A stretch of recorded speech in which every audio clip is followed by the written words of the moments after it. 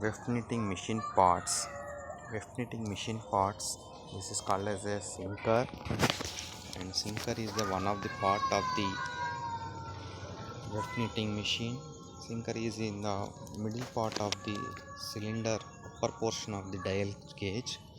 In the sinker there is a butt, breadth, height of the shank, budge, nib, length of the nib, throat angle, sinker platform height, breadth of lower shank, clearance and throat. Sinker is a very useful part of the heart of the weft knitting machine, of the circular knitting machine. Sinker is a thin metallic plate with action at right angles and to and fro between adjoining needles. Sinker is a thin layer by these two type of 9th and 8th type of height and lower shank. It is a two joining of loops. By end of the two loops is joining at the edge is very essential part of the sinker, and it has a very thin metallic plate with an action of right angles to and fro motion between adjoining needles. It may perform one or more for the following functions: loop formations, holding down and knocking over. The main object of the sinker is to assist the needles in the loop formation by sinking or knitting the newly laid yarns into a loop. This is only for a braided needle, whereas in the case of latch needles and warp knitting, loop formation is not the function of the sinker. Loop formation means by adjusting the two loops we are joining, and then again the loop formation is done by the sinker only. The yarn will be pulled by the second loop of the old machine of the loop.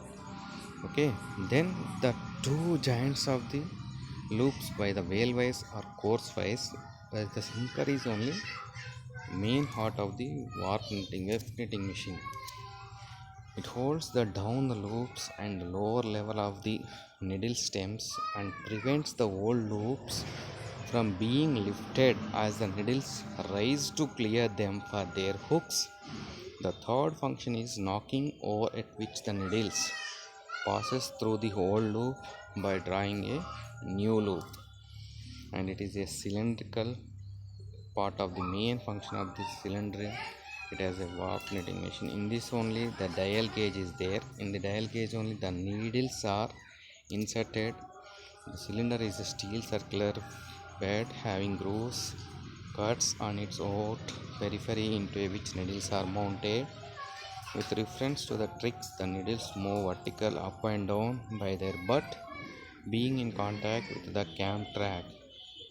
The diameter of the cylinder varied based on the type and width of the fabric, and a maximum of 75 cm diameters are available. The gauge of the machine, the number of tricks per inch, the number of needles per inch decides the gauge of the machine. Machines are built as low of 4 npi to as to 32 npi. Based on the machine gauge, the fineness of the yarn is going to be varied. Dial. The dial is a upper steel needle bed used in double knits machines. Into the grooves of the dial, the needles are mounted horizontally and are allowed to move readily in and out by their dial cams. The number of grooves per unit space conforms with the cylinder gauge in most of the cases. Cams. The knitted cams are hardened steels, and they are the assembly of different cam plates so that the track or butt can be arranged. Each needle movement is obtained by means of cams. Action of needles to and fro motion. The cam function is the main essential part of the weft knitting machines.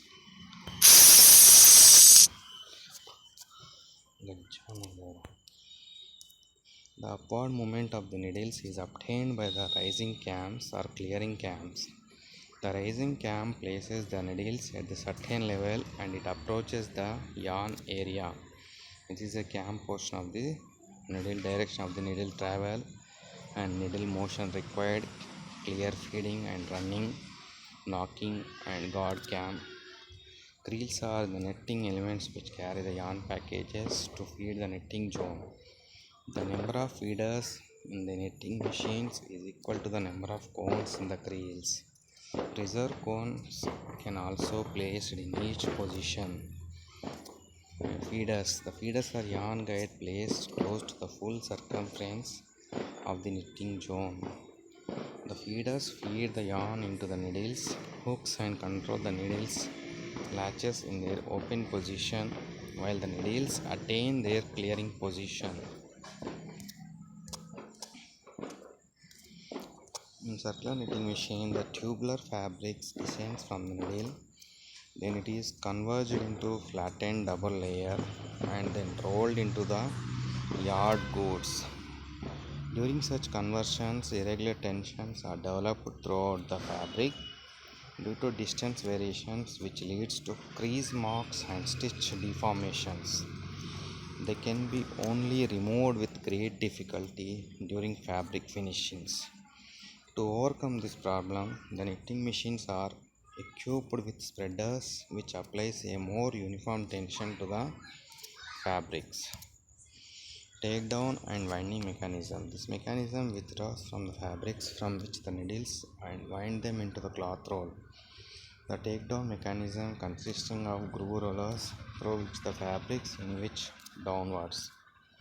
The roll winding mechanism facilitates the convenient storage of fabrics in which the flat durable ply fabrics is wound on a revolving square bar.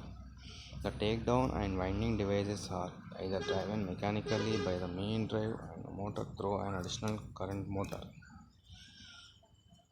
This is about the takedown and winding mechanism. Means the fabric totally the needles are in the totally up and down motions.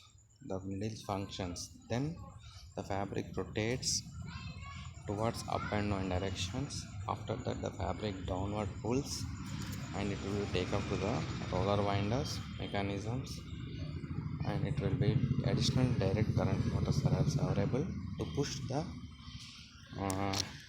fabric down and wind up the take up roller.